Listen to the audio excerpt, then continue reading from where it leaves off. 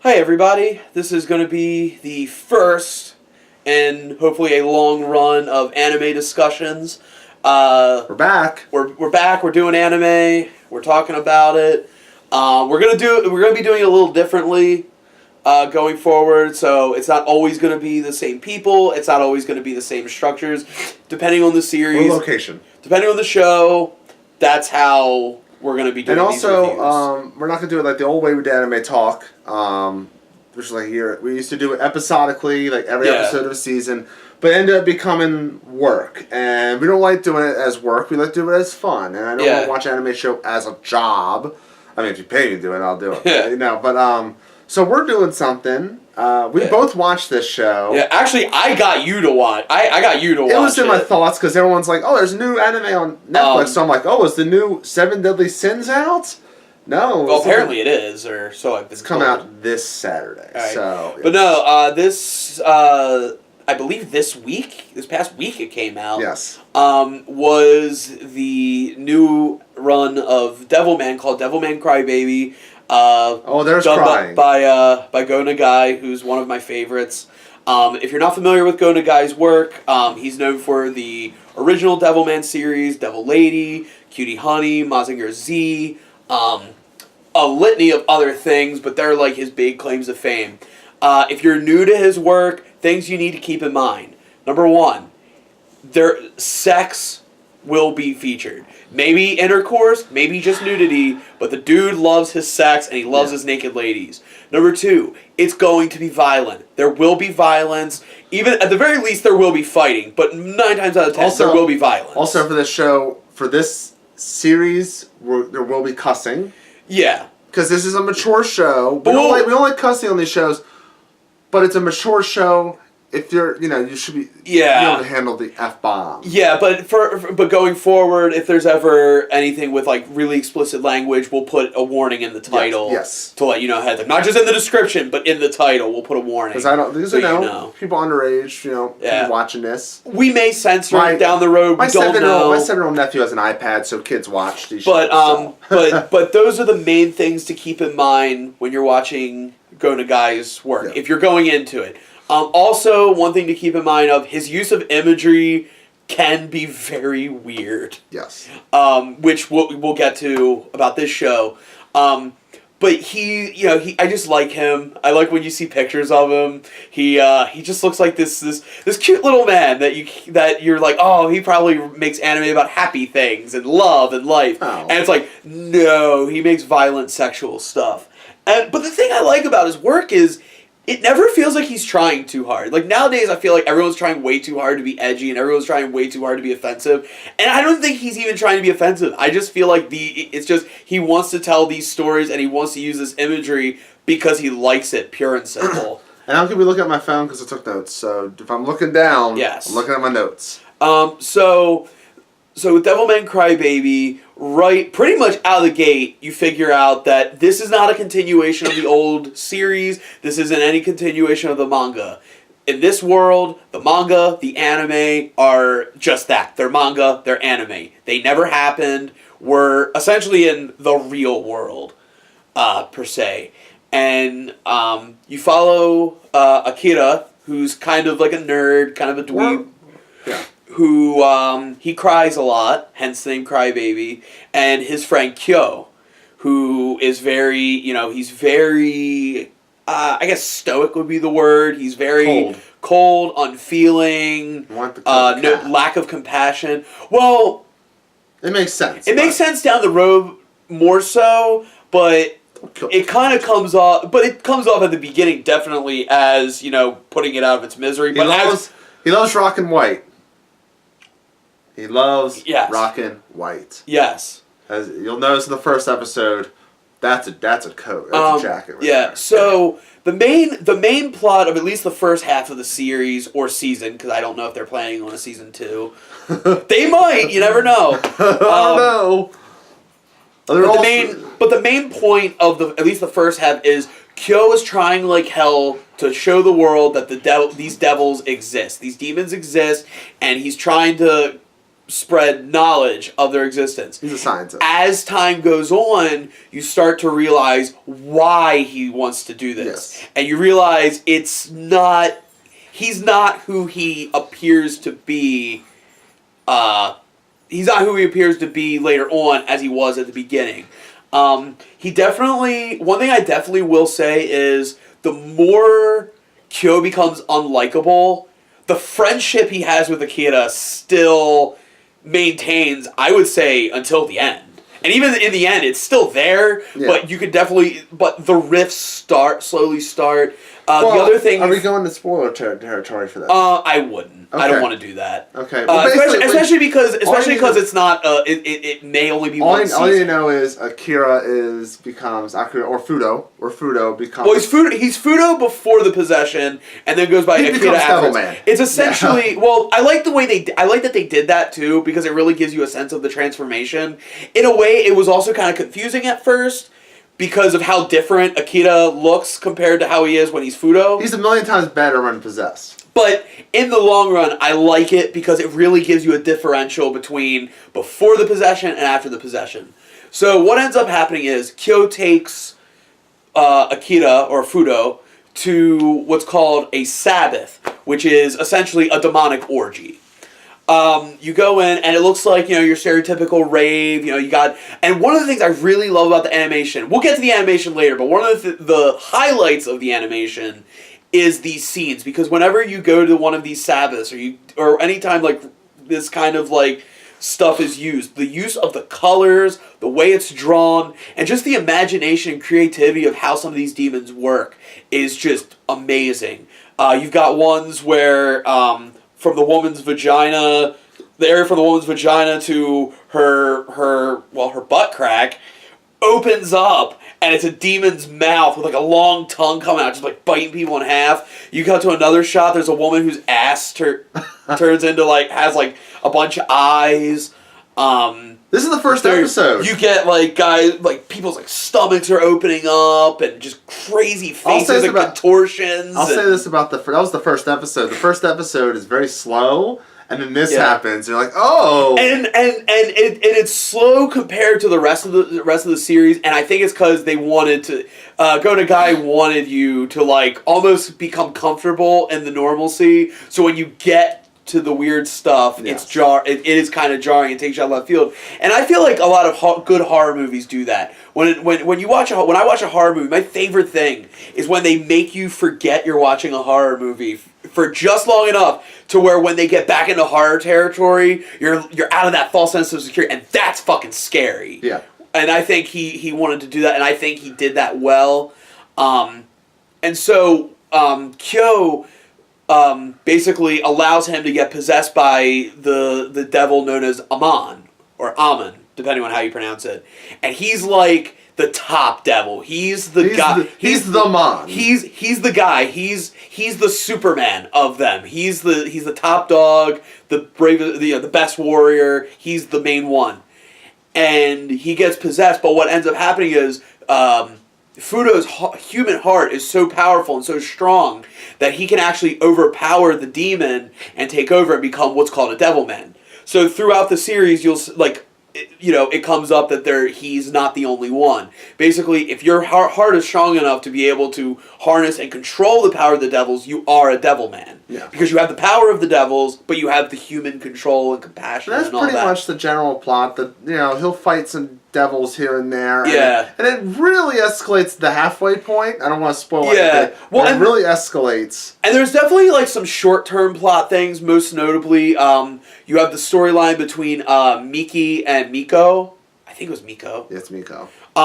You had to deal with them because you had Miki, who's this star high school student, star runner. She's really fast. And the love interest. And everyone, sort of. Sort of, kind of, a little bit. She is, but isn't. You have to see it to understand what I'm saying, what I mean. Yeah. But the thing with her is, her story is, she's, she kind of wants to, is modeling and stuff, and they're trying to get her to do more provocative, more risque things, and she doesn't want to get into that kind of stuff. But meanwhile, you've also got a story between her and Miko, because Miko also wants to be a star runner, but she's in the shadow of Miki so much. They both have the same name. She had to essentially, not legally, but essentially had to change her name due to the confusion. Yeah, there's some subplots, like, the Serene subplot. Oh yeah, that really, like... Yes, because, so, Also, let's not forget the most important subplot of all of them. The rap group. Yes. The hip-hop group, which I'm like, why do they keep cutting this hip-hop group? And then you're like, okay. Yeah. Throughout the story, like, okay, they're an integral part. Yeah, you kind of forget how the necessity of them, but they also, I think, provide a good flow and a good change of pace from time to time. But back to what you were saying. Need it. So you have the story of her... Serene, thank you. You have the story of her, who she is in love with Amon and wants him to have sex with her. I can't remember what that will actually do, but she wants him to have sex with him. Meanwhile, her friend... I forget his name. He is in love. Demon. He's in love with her. And throughout the thing, you kind of see the evolution of his feelings for her. Because there's also this, kind of, not necessarily subplot, but this question that kind of comes up from time to time of, can demons love? Yeah. What emotions are they capable of? And through these two, you see not only are the demons capable of pain and torture, but they are capable of love. They can love another. Before we get to the animation, let's go to, the general storytelling, the writing of the show. I thought the writing was okay. I felt like in the beginning, there's a lot of exposition. There's a good amount of exposition, and writing-wise, I feel like the last 3 episodes rushed. I could definitely agree with that. Episode 9 is where it rushes. Remember when the Devilman grabs Miki's family in the tent, and all of a sudden he's at a gravesite, and all of a sudden the demons show up and start fighting him. Zemon shows up. Yeah. And you're like, whoa, what's going on here? Yeah. We cut 3 different scenes into 4 seconds. Yeah, this show is only 10 episodes. Usually a season is 12 episodes. Yeah. This really could have afforded to be 12 or even 13 episodes. It could have. And then the last episode where everything just what? Yeah. Yeah, the last one does kind of go into what territory. Yeah, it's just... However, one thing I will give it credit for the storytelling is its use of blood, gore, and creepy imagery. I thought was used well, and for the most part, it was timed well. There were some parts where it felt not necessarily unnecessary, but it just felt maybe put it somewhere else. It felt like it was in the wrong spots. There were a couple times where maybe it wasn't necessary, but there were some parts where I really felt like it was used properly. I think my biggest problem was so there's a scene where I'm not going to say who, but I'll say a woman is getting eaten by one of the devils in the tent. I know which one you're talking about. And my problem with that scene was there was way too much back and forth, and there was just way too much building to nothing. Because essentially what happens is he can't decide if he wants to shoot because it's a kid. There's more to it, but it's a kid, and he's deciding on whether or not to shoot this thing and kill it. And he can't. He brings himself to not do it, but it doesn't even fucking matter because before he can do anything, the police shoot him, and it's just why did you do this back and forth if you're just gonna have the police shoot him? Just have the police shoot him. It's you could have taken some of the time from that and applied it to one of the other things that was a little rough. I'll say this about the story. I don't know how you feel about it. This is where it might get divisive. This story of the show, I'm not going to spoil it, but it kind of all amounts to nothing. Yes. It kind of feels like, we're building up to nothing, pretty much. I think the one thing that, at least the first season of this... It's a very nihilistic ending, but it's... It was... I don't necessarily know if it was nihilistic. I think it was half and half. I think it was the perfect mix of optimism and pessimism, because in the end, the person who I'm talking about, realizes how truly lonely they are now. and everything. But in a sense, it's optimistic for us because of who he is. But I do agree. What happened to the rest of the world? What happened? I do agree the end was a little what the heck. I do think the end was a little rushed. But and the end felt it felt like a slap. I know that's the point. It's not supposed to have a happy ending. It feels like a slap in the face because you're just like, you went through all this, and it gives you like a. And I think one of the other things is, and this is something that I don't think anyone else, maybe no one else feels. I do feel like sometimes it felt like we didn't know who we were supposed to focus on.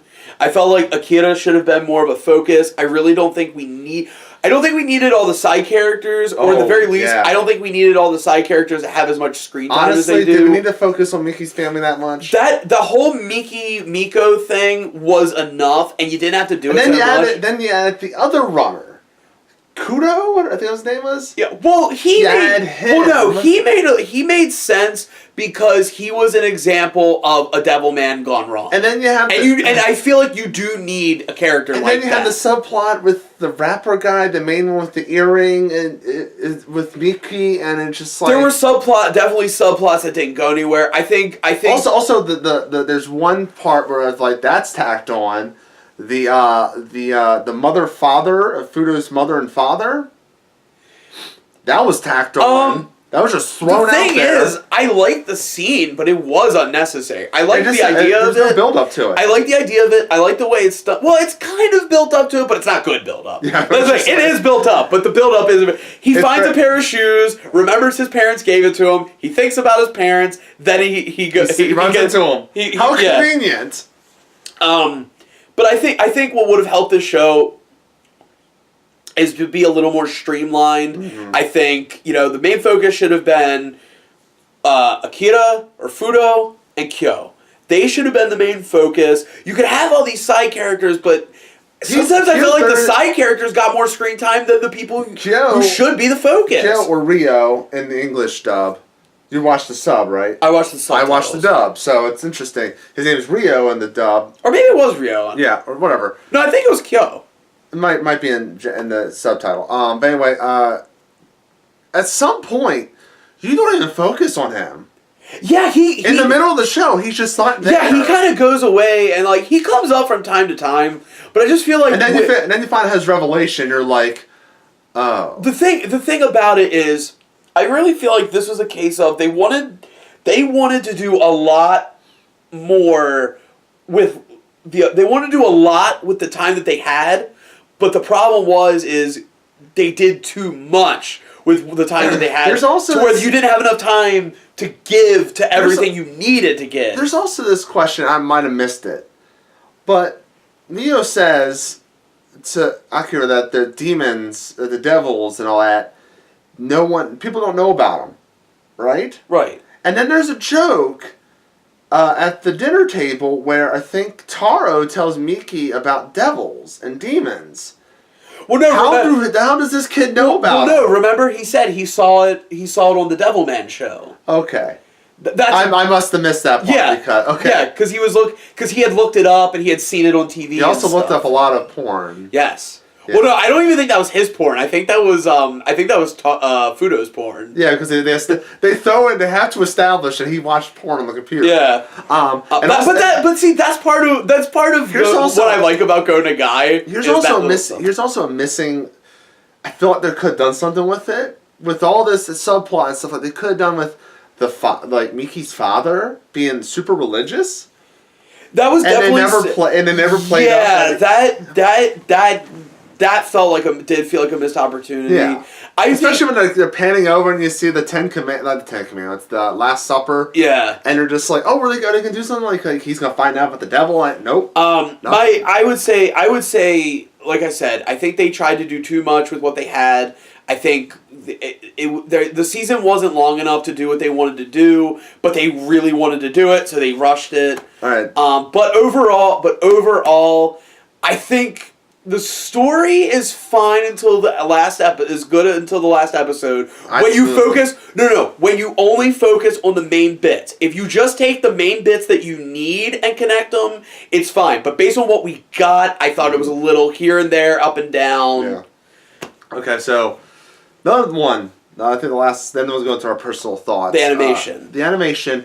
I did not like the animation that much. I felt like there's parts where like they rushed that because there's not a lot of detail in things. I was not blown away by the regular animation. I did like anytime when you're at the Sabbaths, those are great. You gotta admit. The way they use the colors, the way they use the demons and everything, but that's those too are far great. In between. I also like when they use the regular animation for like the regular animation maybe didn't work that well for regular people, but when you brought the devils into it, I thought it looked good. Like Devilman himself, I thought looked great with the regular animation and some of the other creatures. There's also parts where I'm not a big fan. There's a lot of darkness. Especially when he fights Serene. Towards the end, there's it was so dark. Kayla, you see how we have the blinds closed here? Yeah. We had to close them because it was too dark. The fight with Serene, I was looking at my iPad. I couldn't watch it because I was like, "What is going on?" Also with the if you didn't, thank God they had the certain character, the death masks. Yeah. That that he meets the many death masks that he might recognize one of them. If you know what I mean. Yeah. If it wasn't for that, I would not know what was going on in that scene. Yeah, no, I agree. There's also scenes when he's fighting other demons. The demons have no detail; they're just shadows. The only time that total darkness worked was when he was fighting the devils in the alley because of the night vision, because of the night vision goggles. That's the only time that worked. But that was more lit than the others. Now, here's the thing. Going back to what I said about not being impressed with the regular animation. Here's the thing. Even though I wasn't impressed with it, I kind of liked it. Kind of. Not liked. Kind of liked. I want to make that abundantly clear. It's kind of like Kill la Kill, but less detail. But it felt more like a slice of life anime that got dragged to hell. Yeah. And I like that. Because if you notice, after that, the animation does start to get a little darker. The animation gets a little more serious looking. There's more shading. Especially episode 9 with the pikes. Yeah. But also, I'll tell you when the animation just totally went like, it was like, okay, it just gave up. The animation gave up, or it was going too far. I thought it was trying too hard. Was the last episode when the fight in the space, dude? That was just what, dude. With all that imagery, and having to cut it down to like a 25-minute episode, they had to give up. You know what I mean? They were probably just like, fuck.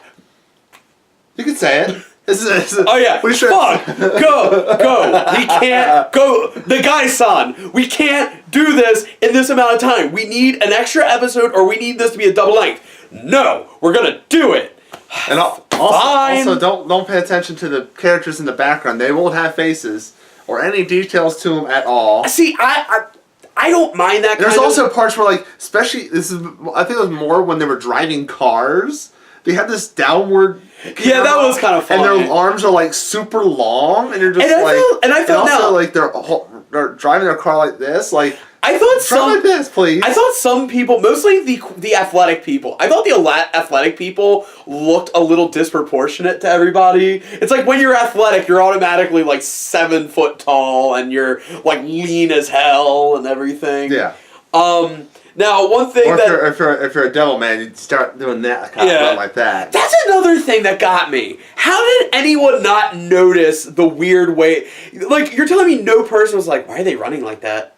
Or better yet, when Akira was like getting suspicious of other people potentially getting possessed, when he saw Miko running like that, why didn't he get suspicious? Shouldn't he have thought, wait a minute, she's running like I was running?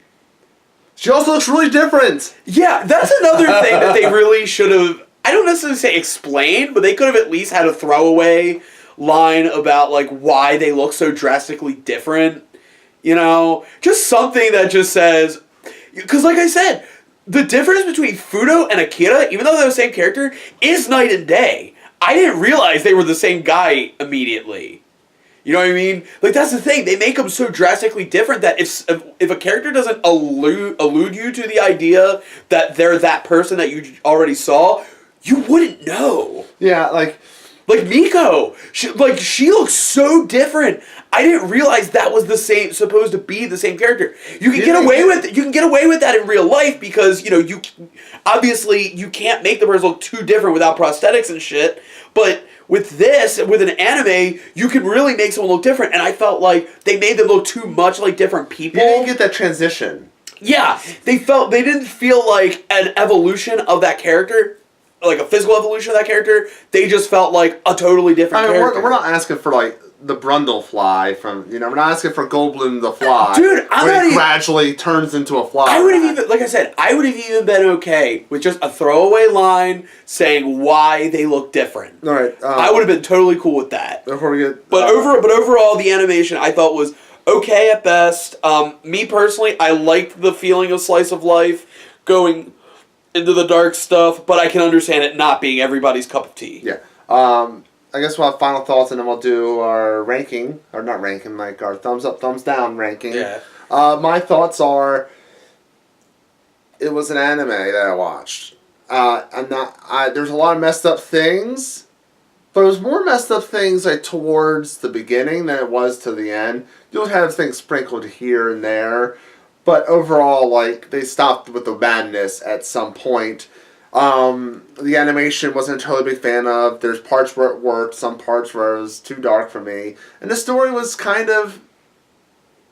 it was everywhere, I felt. It felt not a mess. I felt like it was too simple, but also too much. That makes sense. I think I get what you're saying. Like, there's too much going around, but the narrative is literally just this. Yeah. And you'll get, there's not even jumble, like subplots you go with, like, the Rio character. It's just going along with the ride. Yeah. And there's times where Akira just feels like he's going, it just feels like, it was okay.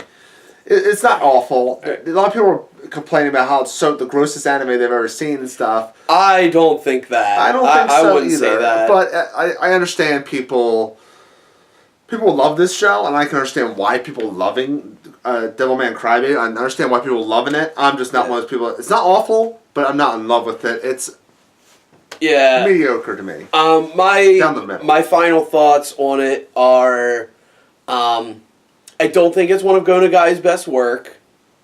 I feel like the original Devilman spoke for itself. I didn't think we needed to go any further with it. I thought like I said about the animation, I kind of like the animation. I think sometimes they got so lost in creating a world that they forgot to really write the story and make the story. And I feel like sometimes the story takes too many detours. I feel like key characters are in and out so much you kind of like forget their purpose from time to time. Kyo being the main example of that, because like he'll be here, he'll disappear, he'll come back, and all of a sudden now he's a sportscaster or something. Like they never really explain what it is he does. He was a sportscaster. What was that about? Yeah, they never really explain exactly what it is he does. He just white. He just happens to know all these people. No, it made sense he was a scientist. He had a white coat. True. Yeah. But overall, I do think it was very up and down. I thought it was a bit of a mess. But the thing was, it's like the pieces were there. I just don't think they were in the right order. And I thought there were pieces that didn't need to be part of that puzzle.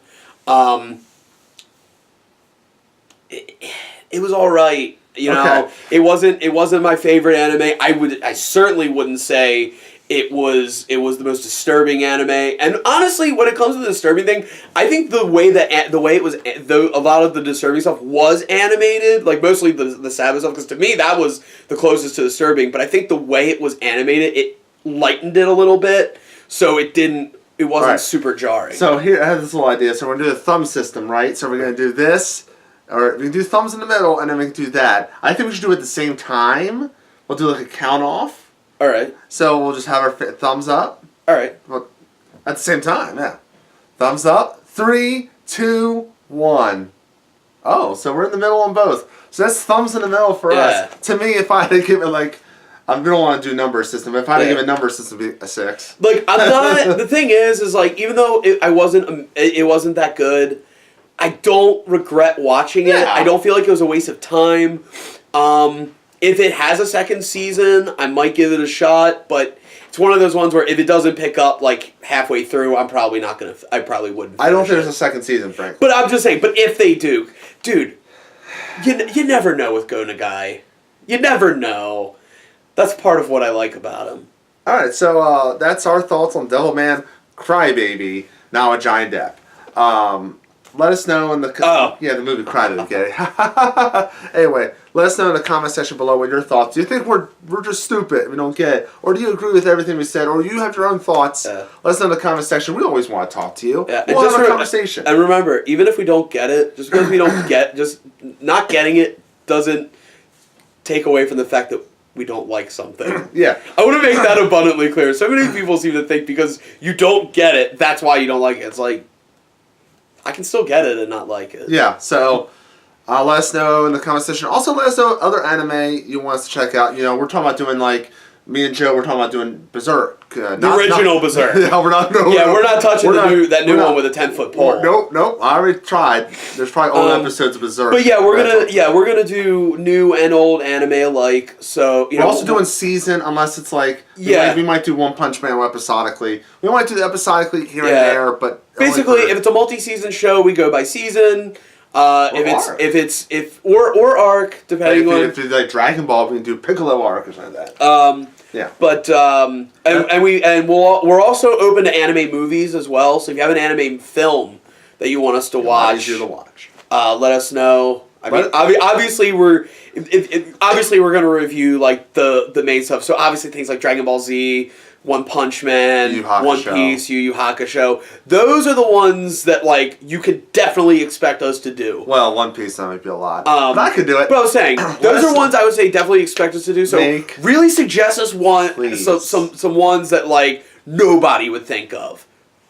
Those are the ones I ask for. Space Dandy. I'm just saying I want out of the blue stuff. Yeah. I want stuff that I would have never watched in a million years. Comment section below. Let us know any suggestions. We're open to whatever, as long as it's not like Bleach. And don't forget to hit subscribe and click on the bell so you'll be able to know whenever we upload a new video to our page. Also, share with your friends. Let them know not just about the anime reviews, but we have the Condish podcast that we put up. We have the comic book roundup with Wade and Mike. Yes. We've got the Video Shamers that is mostly a joke vehicle, but we all chip in. Criterion Connection. Every Wednesday. With Wade and Joe. Occasionally with me. Yeah, maybe. From time to time. And, anything going on Condish Productions, you'll be, click the bell, you're the first to know. Yes. So until next month, I'm Wade. I'm Scott. And we'll see you next time. Yeah.